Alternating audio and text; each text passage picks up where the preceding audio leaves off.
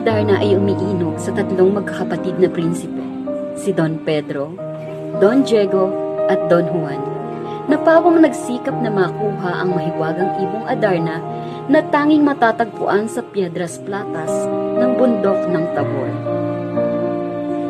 Kailangan nilang makuha ang ibon upang mapagaling si Haring Fernando na noon ay dinapuan ng malubhang karamdaman na hindi kayang gamutin ng karaniwang manggagamot at tanging ang mahiwagang huni lamang ng ibong Adarna ang siyang makapagpapagaling dito.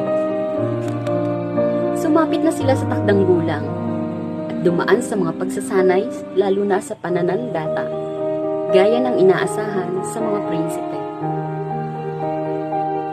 Ngunit ito'y hindi sapat sa haharapin nilang pagsubok.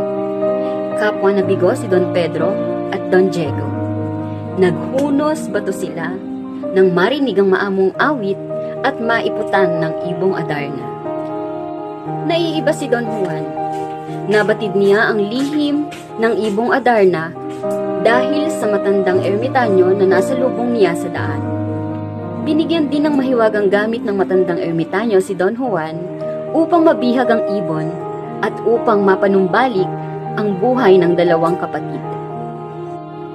Nagtaksil si Don Pedro at Don Diego kay Don Juan. Inagaw nila ang ibong Adarna. Muntik na nilang mapatay ang kanilang bunsong kapatid nang iwan sa isang malalim na balon. Muling nakaligtas si Don Juan sa tulong ni Doña Maria. At doon ay ipinagpatuloy niya ang pakikipagsapalaran sa Reino de los Cristal. Napaibig si Don Juan sa dalawang kapatid ni Maria, si Doña Leonora at si Doña Juana.